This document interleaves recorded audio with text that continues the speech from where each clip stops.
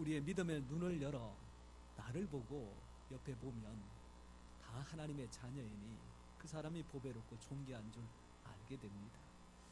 세상의 여러 가지 이야기 때문에 덮여져 있는 눈꺼풀이나 또 이제 가림막들 하나하나 벗겨내고 오직 주의 주시는 원본 그대로의 눈을 가지고 나를 보고 너를 보고 우리를 봐서 주일만큼은 내가 얼마나 귀한지 그리고 그가 얼마나 복된지 서로를 많이 축복하고 그 축복의 감동이 우리 한 주간의 모든 삶을 이끌어갈 수 있도록 주님 앞에 쓰임받기를 축원합니다.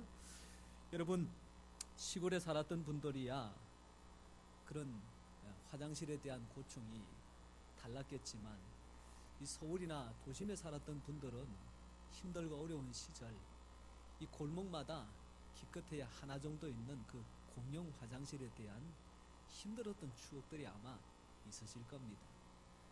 아침에 출근해야 되는데 급하게 뛰어났다가 이만큼 줄 서 있는 사람들 앞에 내가 먼저 가겠다라고 아무리 하소연해도 그 사람은 하나 어차피 급한 거는 내 일반이라 아무도 양보해주지 않아서 참 어떻게 처리했는지 깜깜할 때가 있었겠죠.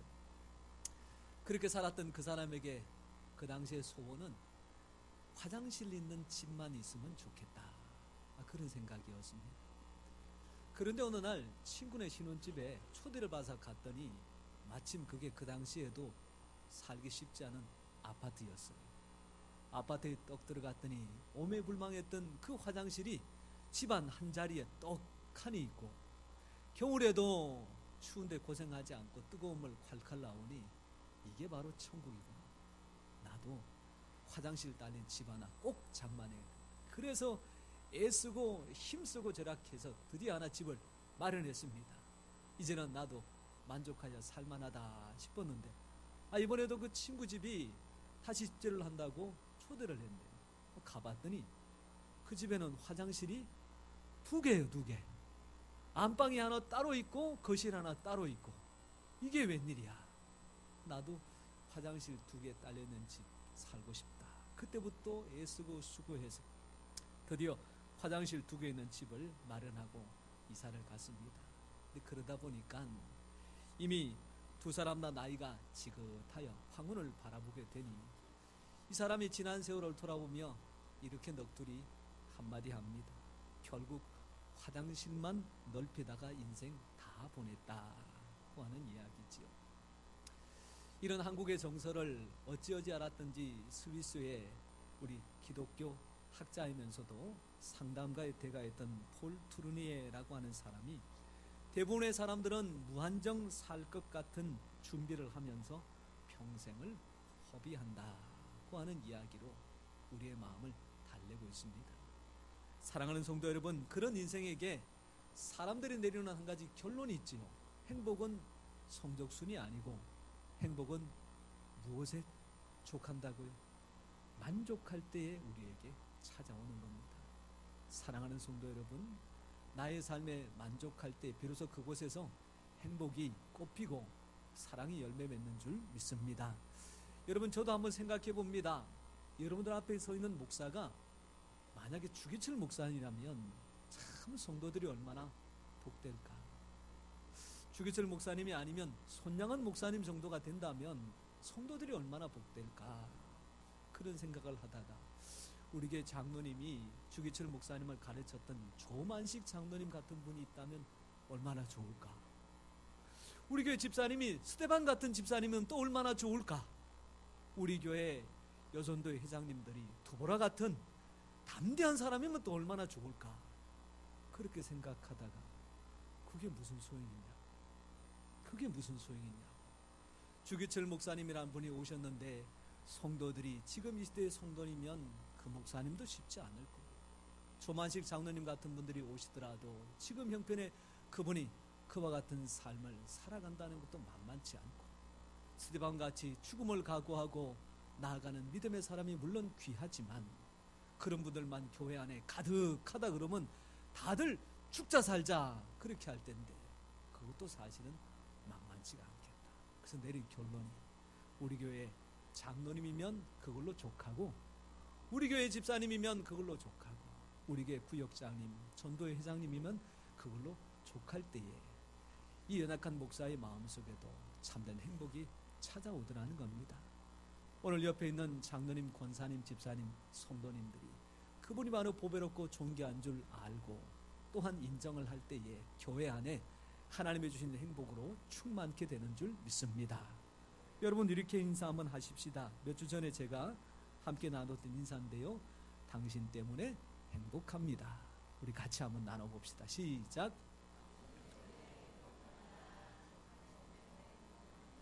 당신 때문에 행복합니다. 나이 어린 사람이 머리 허연 나한테 당신 그래도 그 말이 하대하는 게 아니라 높이는 존칭이라는 것을 알아들으니 이게 참 은혜입니다. 그리고 나이가 지긋하신 권사님이 나같이 어린 사람들을 향하여 당신이라고 하며 고개를 숙여주시니 이것이 또한 나이 어린 사람들이 받는 복이죠. 이런 귀한 은혜와 복이 우리 교회 가운데 충만하고 가정 가운데까지 미치고 한 주간을 살아가는 우리의 삶의 현장에 풍겨나서 오직 가는 곳곳마다 행복을 만들어내는 우리 목양교회 모든 성도님 되시기를 축원합니다. 여러분 제가 이렇게 말씀을 드리고 여러분들에게 충격적인 것 하나 말씀을 드리자면 세상에 대해서는 만족하되 믿음에 대해서는 만족하지 마십시오. 신앙에 대해서는 만족하지 마십시오. 내가 이 정도 신앙생활하니 되었다. 그 즉시 넘어집니다. 내가 이제 권사님이 되어서 기도생활하고 봉사 이만큼 했으면 할 만큼 했다 라고 할 때에 자빠집니다. 여러분 호시탐탐 누리고 있는 것이 마귀입니다. 우리가 족하다 만족하다 인생에 대해서 그럴 때에는 이 마귀라는 녀석이 아이고 쟤는 상담은 못 되겠다 그러다가 신앙에 대해서 만족하면 저거는 내가 한번 뒷다리 한번 걸어야 되겠다. 우리가 그럴 때에 넘어지기 십상이거든요. 그래서 신앙이라는 것은 자전거와 같이 비록 많이는 아니더라도 조금씩 하나님을 향하여 나아갈 때에 넘어지지 않고 천성을 향하여 끝까지 다름질할 수 있는 겁니다. 오늘 이렇게 주님 앞에 나와서 예배하는 우리가 하나님을 통하여 신앙이 자라고 믿음이 성장해서 하나님 앞에 인정받는 믿음의 귀한 사람들 되시기 바랍니다. 여러분 오늘 성경에 보니까 인생에 큰 어려움을 겪고 있는 한 사람, 그 사람이 소개되기로는 맹인에다가 거지로 소개됩니다.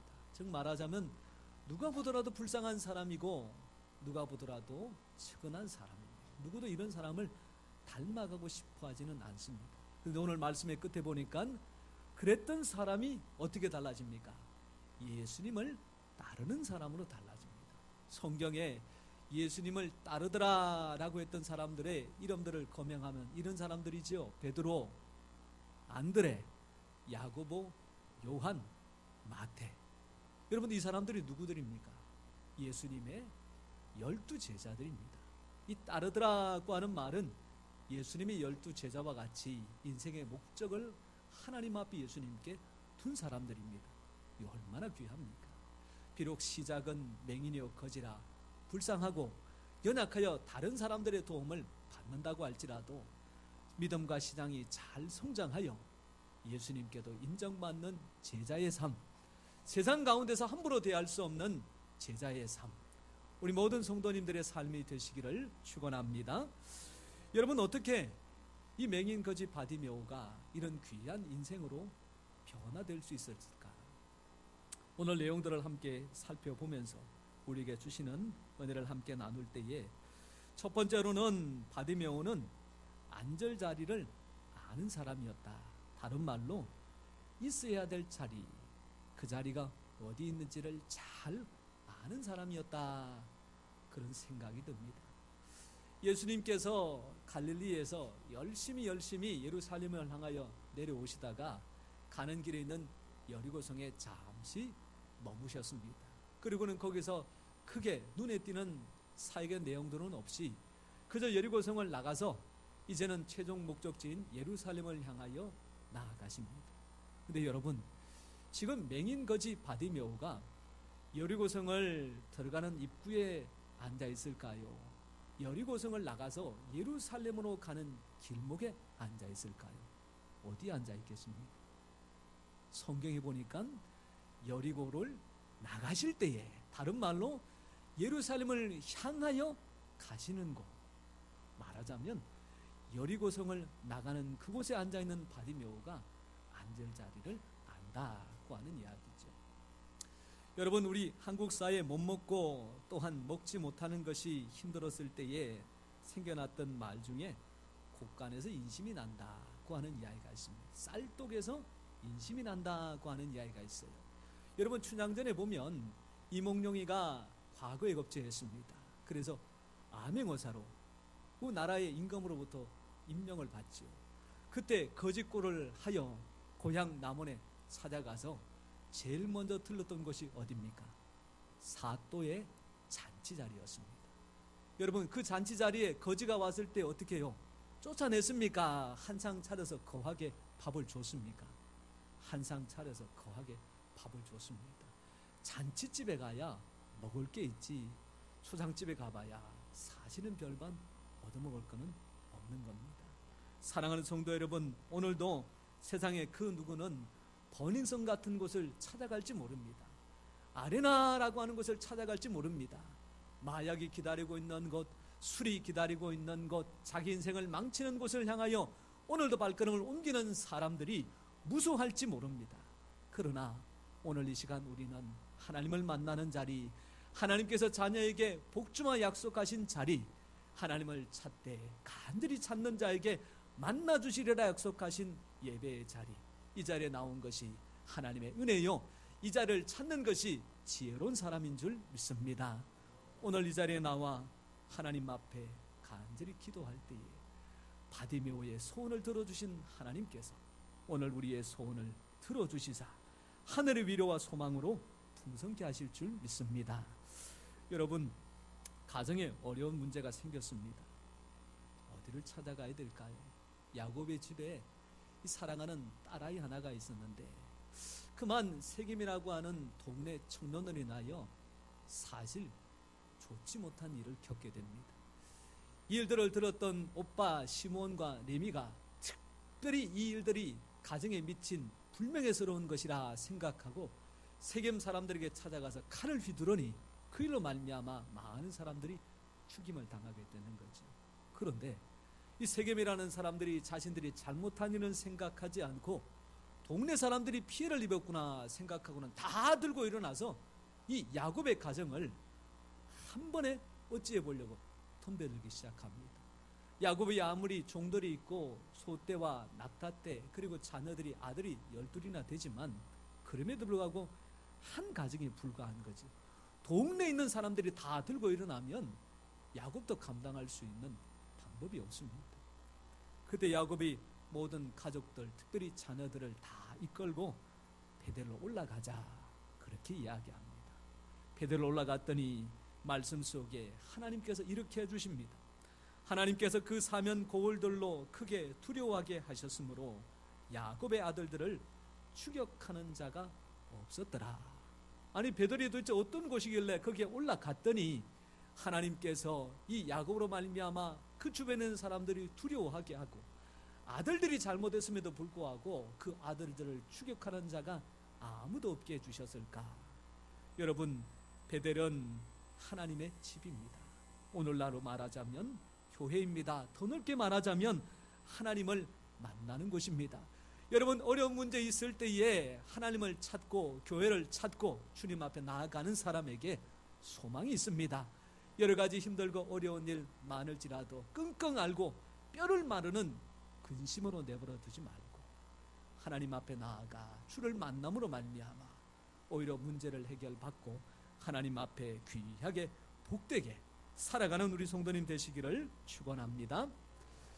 여러분, 이 바디메오에게 우리가 다시 한번 배울 귀중한 것은 그 바디메오가 들을 귀를 가지고 있는 사람이었다고 하는 이야기입니다.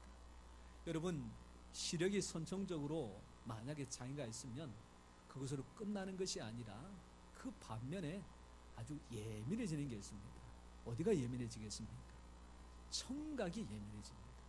그러니 바디메오가 눈으로는 별로 보는 것이 없겠지만 귀로는 아주 예민하게 듣는 거죠. 귀로 듣고는 그것이 옳은지 그른지를 판단하고 내가 과연 들어야 될 이야기, 들을 필요가 없는 이야기들을 구분해냅니다. 이 여리고에 살고 있는 이 바디메오에게 어느 날 지나가는 사람들의 수근거리는 소리가 들려오기 시작합니다. 나사렛에서 한 청년이 나왔대. 나사렛에서 무슨 선한 것이 나오겠어? 그 동네에 유명한 사람 한 사람도 없는데, 그런데 그 청년이 병든 사람들을 고치고 배고픈 문제를 해결하고 심지어는 죽은 사람도 다시 살렸대. 이게 지금 바디메오의 귀에 솔깃하고 들어오는 거죠. 그런데 그렇게 이야기하고 지나가는 사람들 뒤에 또 이런 사람들이 있는 겁니다. 그런데 그 청년이 말이야, 지금 유대 사회를 굉장히 혼란스럽게 만들어. 우리의 선생들인 바리새인들과 대제사장들과도 맨날 싸우고, 또한 이 로마에 있는 여러 가지 일들도 어지럽게 만드니 이 사람 때문에 지금 이 예루살렘과 유대가 뒤숭숭하단 말이야 고 하는 이야기가 또 들려듭니다. 이때 바디메오가 판단을 하죠. 병든 사람들을 고쳐주고 가난한 사람들에게 음식을 제공해주고 딸을 잃어버린 아버지에게 딸을 살려서 돌려주는 분이 과연 사회를 혼란스럽게 만들고 우리를 망치려고 오셨을까? 아니라는 거죠. 그래서 그가 결론을 내립니다. 그가 들은 이야기의 결론 첫 번째로는 예수님은 다윗의 자손이다. 이 말은 다른 말로 예수님은 메시아시다. 다른 말로 전능하신 하나님의 아들이시다. 또 다른 말로 예수님은 능치 못할 일이 없으신 분이다 고 하는 것이 첫 번째의 결론. 두 번째로는 그런 불쌍한 사람들에게 긍휼을 베푸시는 분이시다. 가난한 자를 외면하지 않으시고 배고픈 자의 배를 채워주시는 분이시고 병들어 고통 당하는 자의 문제를 아시고 그 고통의 문제를 해결해 주시는 분이시다. 여러분, 이 바디메오의 결론이 오늘 성경 말씀 47절에 나와 있습니다.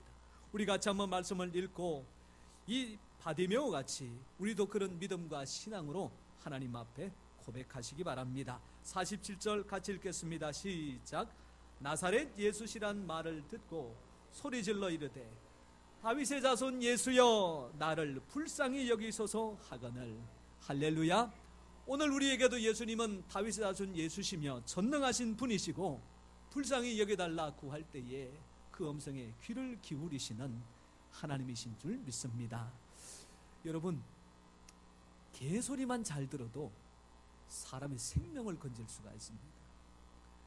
지난 4일, 5일 해서 사실은 강원도 일대에 일어났던 큰 산불로 말미암아 수백 명의 이재민과 또한 태워진 수백 채, 축구장 750개 정도 규모의 큰 산림이 하룻밤 사이에 다 태워져서 사실은 복구하는 데 시간이 많이 걸릴 겁니다. 그런데 그 가운데에 짖는 개소리 때문에 그 화마에서 생명을 구원한 10명의 사람들이 있습니다. 그 개의 이름이 백순이, 진돌이, 검돌이라고 하는데 이 개들의 아빠이자 교회 목사님이었던 문종목 목사님이 그날 마침 성도들 10여 명과 함께 하나님 앞에서 열심히 예배를 드리고 있었답니다. 그런데 찬송하고 기도하고 말씀 전하는데 웬일인지 평소 같지 않은 이 개들이 계속 치저대기 시작하자 이거 무슨 일 있나 싶어서 나가봤더니 어머 세상에 불꽃이 타올라와서 이 집들을 향하여 농장을 향하여 이렇게 막 달려오는데 그 빠르기가요 초속 막 10m 20m 될 정도로 쏜살같이 그렇게 달려오고요. 여러분들 한 40m 되는 그 넓은 도로를 넘어 다닐 만큼 엄청난 불길로 덤벼오는 거죠. 어떻게 했을까요? 자기들을 위하여 찢어졌던 개를 풀고 그들을 끌고 가가지고 개도 살고 사람들도 다 살았다는 얘기입니다. 예를 들어서 개소리라고 생각하고 무시했다가는 거기서 멍멍 개소리 그거 큰일 날 뻔했잖아요. 여러분, 짐승이 듣는 소리라고 그냥 취급하지 마시고 잘 귀를 기울이셔야 됩니다. 여러분, 이 개라고 하는 이야기가 사실은 짐승을 가리키기도 하지만 요즘 어린아이들이 입에 붙여서 하는 개는 욕하는 개, 짐승개가 아니고 아주 진짜 대단히 그런 이야기입니다. 제가 그런 소리를 한번 듣고는 화를 낸 적이 있습니다. 아니 어떤 분이 와가지고 대뜸 하는 이야기가 이 사당 이동은 수준이 안 좋다고. 수준이 안 좋다고. 무슨 얘기인가? 일단은 들어봐야 되잖아요. 무슨 얘기인가 싶어서 봤더니 자기가 이 장사를 하는데 자세하게는 말씀 못 드리겠습니다. 이 동네 사람하고 저 동네 사람하고 물건을 사러서 하는 이야기가 다르다는 얘기예요. 그래서 얼마 좀 깎아줄 수 있느냐, 이렇게 얘기하는 거를 수준이 낮다고 이야기하길래 제가 그 자리에서 듣고는 고개를 끄덕끄덕하고 맞습니다. 그랬었겠습니까? 어떻게 했습니까? 제가요 그분한테 평소답지 않게 얼굴이 막 벌게 가지고 무슨 소리를 그렇게 하냐고 막 내가 이렇게 살아봤는데 이 동네 분들이 얼마나 좋으신 분들이라고, 나이가 많음에도 불구하고 자녀들한테 기대지 않고 할 수 있는 몸을 움직여서 그 일을 통하여 수익을 얻고 그것을 가지고 내가 먹을 거 입을 거 그거 절약해서 자녀들한테 뭔가 해주려고 애쓰시는 분들인데, 그런 분들을 향하여 수준이 어쩌고 저쩌고, 내가 그분한테 이렇게 다 얘기한 건 아니지만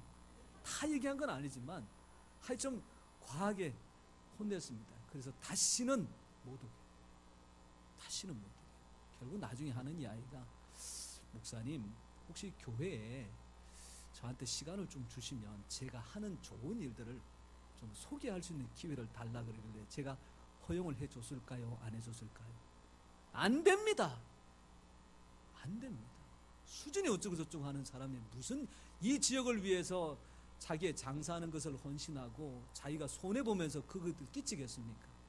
이거 돈 보고 그렇게 얘기하는 거 가당치도 않는 이야기죠. 그래서 절대로 하지도 못하게 했고 두 번 다시 발걸음도 못하도록 쫓아내지는 않았지만, 예배 드리러 온다 그러면 환영하겠다, 와서 밥 먹겠다 그러면 그분에게 밥은 드리겠다고.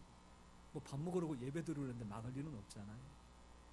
여러분, 이 사람들이 들어야 될 이야기와 듣지 말아야 될 이야기가 있는데, 사실 들어야 될 이야기는 안 듣고 듣지 말아야 될 이야기는 듣다 보니까 속상한 일들이 많단 말이에요.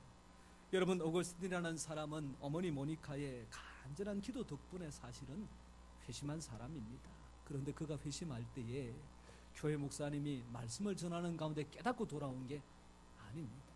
지나가는 아이들의 노래소리 가운데서 말씀을 읽으라고 하는 이야기가 들려졌을 때에 왠지 모르게 성경을 펴고 읽고 싶은 마음이 들어 말씀을 읽었다가 그때에 하나님을 만나고 그 자리에서 회개하고 돌이켜서 회심했다라고 하는 것이 그의 자서전에 나오는 내용입니다.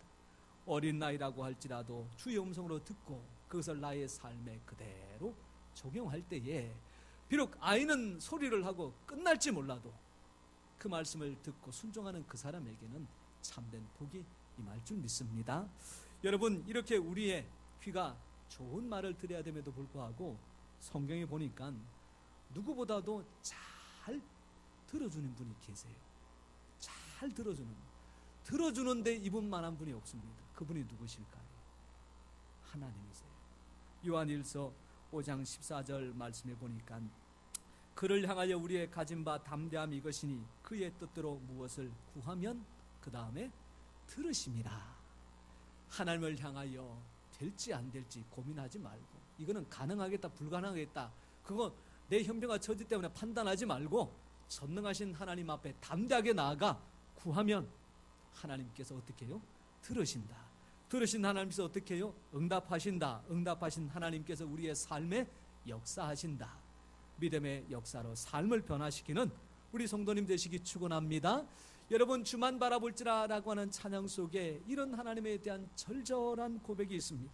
하나님, 사랑의 눈으로 너를 어느 때나 바라보시고 하나님, 인자한 기로서 언제나 너에게 귀를 기울이시니 어두움에 밝은 빛을 비춰주시고, 그 다음 다 같이 너의 작은 신음에도 응답하시니 너는 어느 곳에 있든지 주를 향하고 주만 바라볼지라.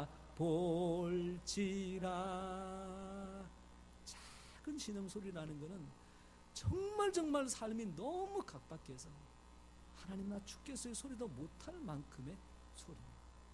말하자면 세상을 그만둘까 아니면 이렇게라도 살아가야 돼요. 그럴 때 우리가 그럴 때 있잖아요. 참 그래도 기회가 있고 좀 어떻게 해볼 만한 여유가 있을 때는 막 소리도 막 부르짖고 막 그렇게 기도하는데 해도 방법이 없을 때는 그저 기진맥진하게 그냥 엎드리는 것밖에 없습니다. 그때 나오는 소리는 그저 주여 라고 하는 소리밖에 없지. 거기에 뭐 우리 아들 우리 딸 뭐 아버지 뭐 사업 한마디도 못 뱉잖아요. 그런데 그런 작은 신음에 우리 하나님께서 귀를 기울이시고 그 마음과 또 아픔과 그 생각들 속에 담겨져 있는 그 절절함까지 헤아리신다. 그런 주님 앞에 할 수 있는 최선을 다하여 구하시고 그 주님 앞에 들려져서 하나님의 귀한 은혜를 덧입는 우리 모든 성도님 되시기 바랍니다. 여러분, 경찰관의 눈은 죄지은 사람들을 찾는 눈입니다. 회사의 감사부장의 눈은 잘못된 것을 찾기 위하여 눈을 부리키는 겁니다. 세무공무원은 떼먹은 세금 있는지 없는지를 하나하나 찾는 눈입니다. 그런데 우리 하나님의 눈은 어떤 눈입니까? 온 땅을 두루 감찰하사 전심으로 자기에게 향하는 자를 위하여 능력을 베푸시는 눈입니다. 그 주님을 바라보고 간절히 소원하는 그에게 세상을 감당할 수 있는 능력을 주시는 겁니다. 오늘 이 시간 작은 신음소리라고 할지라도 그 소리를 들으시는 하나님 앞에 우리의 눈을 맞추어서 주께서 주시는 힘과 능력으로 삶의 문제를 해결하는 우리 성도님 되시기를 축원합니다. 이렇게 들을 귀를 가지고 있던 바디메오가 이제는 그의 음성을 듣고 찾아온 예수님과 마지막 대화를 나눕니다. 예수님께서 꾸짖는 사람들 가운데서도 여전히 소리 질러가며 간절하게 찾는 바디메오를 돌아보시고 이제 이렇게 말씀하시죠. 내가 무엇을 하기를 원하느냐. 바디메오에게 드디어 기회가 왔습니다. 무엇을 소원하느냐. 소원을 말하기만 하면 내가 반드시 이루어 주겠다고 하는 약속이죠. 여러분, 어떤 소원을 말해야 될까요? 아주 착하게 행복하게 살아가는 할아버지, 할머니에게 하루는 천사가 찾아와서 두 사람에게 소원 3가지를 말하면 반드시 이루어 주겠다, 그렇게 약속을 합니다. 원체 착하게 살다 보니까 무슨 소원을 빌어야 이게 우리가 앞으로 행복하게 살아갈까, 할아버지도 고민, 할머니도 고민, 그러다가 밤을 꼴딱 새워버렸습니다. 여러분, 밤새고 나서 아침이 되면 무슨 생각이 드십니까? 제가 왜 배를 만질까요? 이때쯤 되면 배고프지 않으세요? 배고픕니다. 그러다 보니까 할머니가 아이고 배고파라 그러다가 소시지 하나 있으면 좋겠다. 그걸 천사가 소원으로 듣고는 막 크다는 소시지를 그들 앞에 떡 내주는 거죠. 이 광경을 본 할아버지가 착한 성품이 그게 못마땅해. 아이고 애꿎은 소원 하나만 버렸네. 저 소시지 할머니 코에나 갖다 붙어라 그랬는데 그만 어떻게 해요? 코에다가 그냥 큰 소시지가 들러붙은 거예요.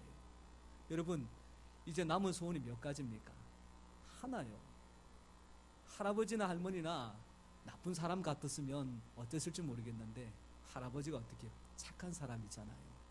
돈 많이 있어도 아이고 우리 할멈 코에다가 소시지 붙여가지고 어떻게 살겠나, 뭐 성형수술할 생각까지는 못하신 것 같고 그 착한 마음에 저 소시지 코에서 떼주세요.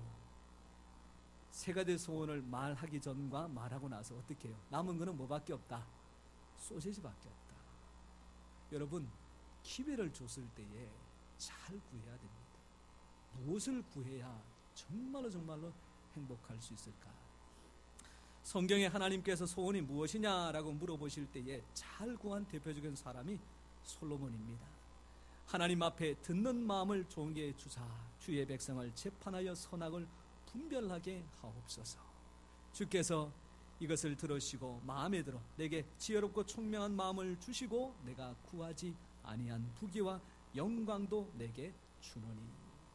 듣는 마음을 구하여 분별하는 지혜를 가졌던 솔로몬은 그것으로 판단하고 재판하여 백성들을 행복하게 잘 살게 했습니다. 에스더는 그의 남편 아수에로가 그에게 소원이 무엇이뇨? 나라의 절반이 더 주겠다라고 3번이나 물었을 때에 3번째 대답하기를 내 민족을 내게 주소서. 지금 대적이 나와 나의 민족을 한날 한시에 죽이려고 작정하고 있는데 이 민족을 내게 주소서.